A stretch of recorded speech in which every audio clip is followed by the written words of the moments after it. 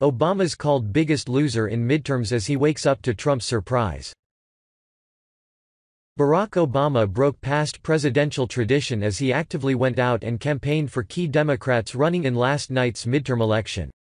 The big blue wave never materialized, as the Democrats have gained only a very thin majority in the House of Representatives. The former president went head-to-head against President Donald Trump on the campaign trail, and Obama must be crying today as Trump gave him a big nasty surprise y'all love. The era of the Obama magic ended last night. His so-called Midas touch never materialized in the midterms, just as the Democratic blue wave was a resounding failure. The mainstream media are jockeying to cover for the Democratic failure to deliver a mandate to President Donald Trump.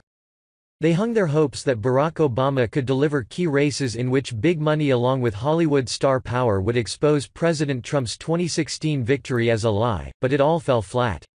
In fact, the opposite happened, and now the Democratic snakes and their allies are making excuses.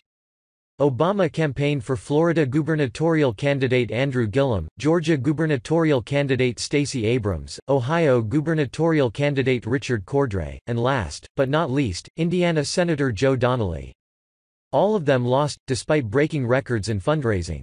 One of the big Democratic hopefuls that Barack was asked not to endorse was Beto O'Rourke. Why? Texas is Texas, and many in the Lone Star State were still leery of the former president. But, O'Rourke's massive loss is also a rejection of the former president as the far leftist candidate was called the new Obama. O'Rourke brought in a whopping $70 million, which is just unheard of. Most of the donations came from leftist organizations like Act Blue. In contrast, winner Ted Cruz brought in $40 million. When will the celebrity crowd and the Democrats learn, money can't buy votes? Not from patriots who do not want their sick socialistic nightmare here in America. There is no doubt President Trump decided to take time out of his busy schedule and campaign for those GOP candidates who were facing the Obama machine. Trump showed Obama he is now the kingmaker. Charlie Spiring. Obama campaigned for the following losing candidates: Joe Donnelly, Richard Cordray, Andrew Gillum, Stacey Abrams. The president went to Florida, Georgia, Indiana, Ohio, and Texas, where he helped deliver the victories against Obama's candidates. Ron DeSantis bested socialist Andrew Gillum in the Florida gubernatorial race. Rick Scott beat Bill Nelson also in Florida for a Senate seat. Brian Kemp is the governor-elect in Georgia, trouncing Oprah and Obama favorite Stacey Abrams. Although Abrams won't concede, it's a done deal, according to updates by the New York Times. She's a sore loser, plain and simple. She was a horrible candidate with zero qualifications. Former Senator Joe Donnelly, another Obama hopeful, found out voting against Justice Kavanaugh gets you kicked out of office, as the good people of Indiana voted for GOP candidate and Senator-elect Mike Braun. In Ohio, Obama hoped he could help Richard Cordray win the governorship, but Trump-backed Mike DeWine is now celebrating, as he will be moving to the governor's mansion. Real Donald Trump. Those that worked with me in this incredible midterm election, embracing certain policies and principles, did very well. Those that did not, say goodbye. Yesterday was such a very big win, and all under the pressure of a nasty and hostile media. Real Donald Trump.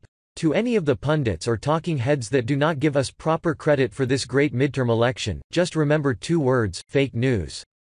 Think about it. Trump assured for his run in 2020 that the two big key states of Florida and Ohio are in the control by the GOP, and all the former president could do was issue a statement.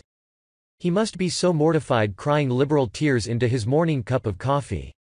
Our work goes on. The change we need won't come from one election alone, but it is a start, said Barack, in a statement issued to the press this morning.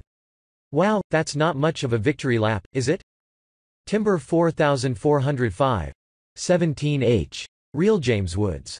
Midterm election, most House seats lost by President's party in power. 2010 Obama -63. 1994 Clinton -52. 1958 Eisenhower -48. 1974 Ford Nixon -48. 1966 Johnson -47. 1946 Truman -45. 2006 Bush -30. 1950 Truman -29. 1982 Reagan -26. 2018 Trump -26. NY Times data since 1946.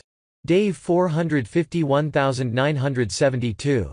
We had a great night. All the socialists lost. Obama's candidates crushed. Trump's candidates won. Gillum, Abrams, Beto, Sinema, where you at? Obama got shellacked in his first midterm in 2010, and the Democrats' goal was that their big blue wave would match the Tea Party movement of 2010. The GOP destroyed Obama in 2010, taking 63 House seats and also 12 Senate seats.